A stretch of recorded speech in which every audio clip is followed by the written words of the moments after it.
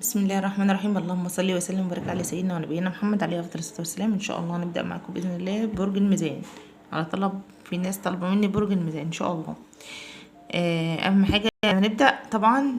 لايك يا جماعه بالله عليكم، لان اللايكات بترفع الفيديو ومش هيخسر معاكم في حاجه، يعني لو عملتوا لايك اللي بيشاهد يعني. وطبعا لو اول مره تخش قناتي يا ريت تشترك فضلا وليس امرا. ده تواضع منكم، يعني لو حضراتكم اشتركتوا في قناتي المتواضعه. نبدأ معاكم ان شاء الله بسم الله كده ونبدأ. برج الميزان، اول حاجة يا برج الميزان انت عندك بص، طبعا انت صاحب حكمة ورأي والناس كلها بتسمع ليك يا برج الميزان. ده معروف عن برج الميزان ان هو حكيم في كل حاجة، تمام. عنده حكمة وعنده عقل في تصرفاته، ده حاجة مفروغ منها. وقبل ما بيعمل اي حاجة بيفكر مرة واتنين وتلاتة. بس انت الدور ده يا برج الميزان.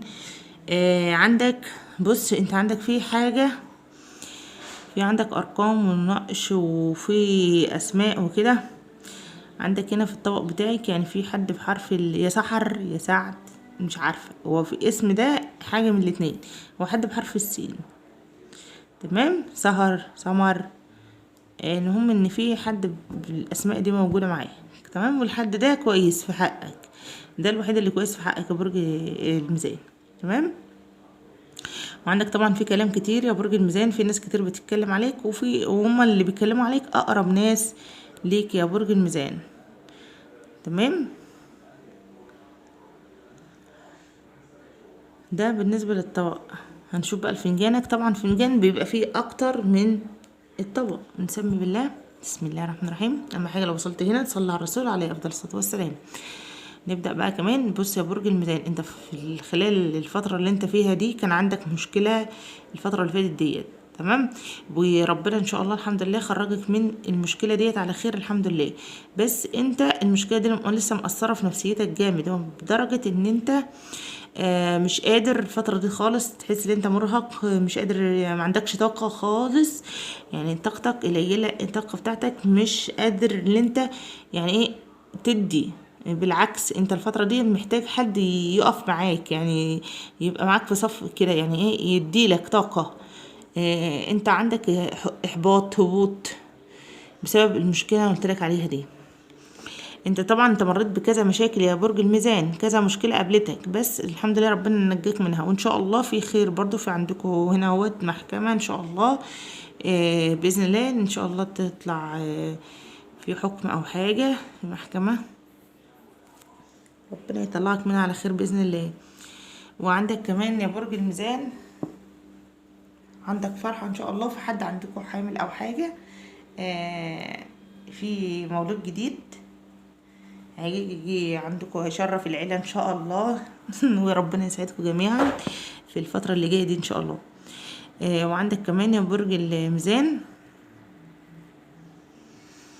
انا بقول لك انت عندك طاقتك، يعني انت بتحاول ان انت في الفترة دي تلملم نفسك، تمام. وعندك طبعا الحسد ده موجود عندك كمان هنا اهو، هنا كمان في الفنجان اللي حزنك اقرب الناس ليك، تمام.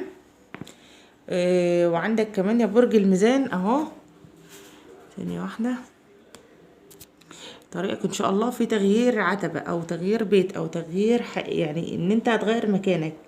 ان ربنا يعني هيفتح لك سكك كتير، لان في سكك كتير ان شاء الله تفتح لك وابواب كتير هتفتح لك الفترة اللي جاية يا برج الميزان. بس انت اصبر، ان انت الفترة دي تحس ان انت عندك لا مبالاة، عندك اللي عندكش صبر خالص يعني.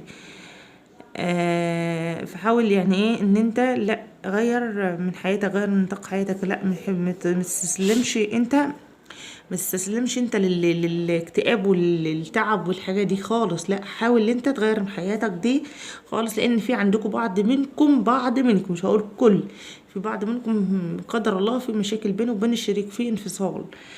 الله اعلم يا رب ما يكون بجد ان شاء الله. وربنا يهدي لكل يا رب العالمين، يهدي جميع الابراج يا رب، استرها معاكم يا رب العالمين.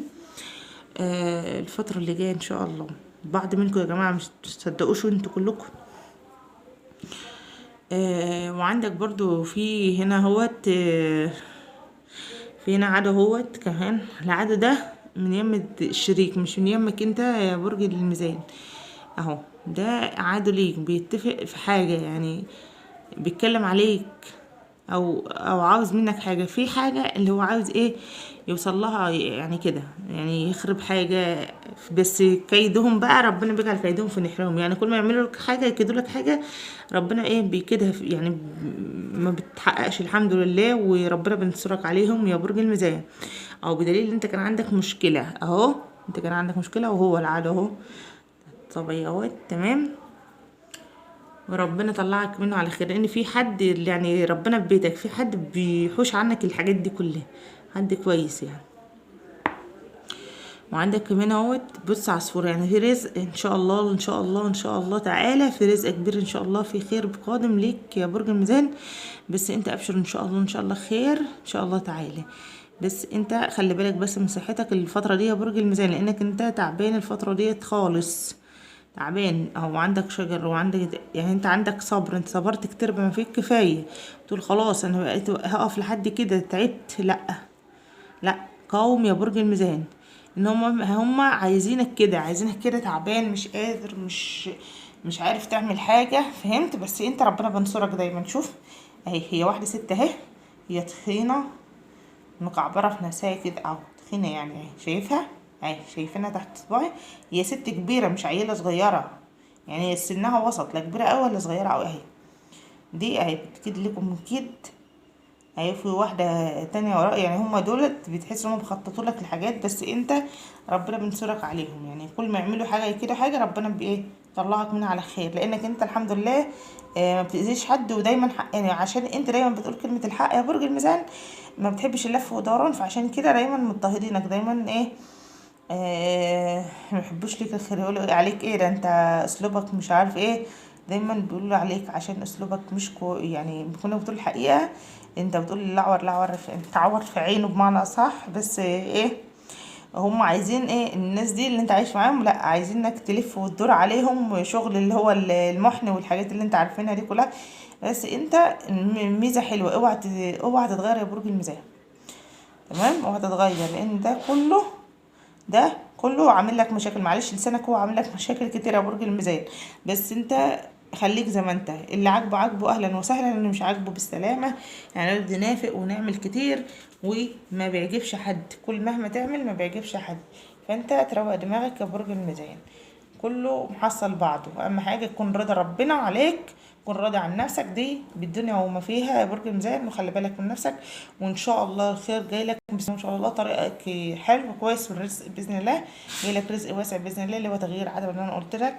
وبس انت اهم حاجه ما تقعدش تفكر كتير، لانك انت بتفكر كتير في مشكله اهي، دي حاجه على قلبك اهي، شايفينها تحت في القاع خالص، ان انت بتفكر في مشكله تعباك ليل ونهار بتفكر فيها، فحاول ان انت يعني تبعد عن المشكله دي شويه، الهي نفسك في اي حاجه برج الميزان، عشان ربنا يا رب ان شاء الله ييسر لك حالك ويهدي لك حالك لنا وليكم باذن الله. وحاجه بالله عليكم ما تنسوش بقى بالله لو كنت وصلت هنا والفيديو خلص، والسلام عليكم ورحمه الله وبركاته.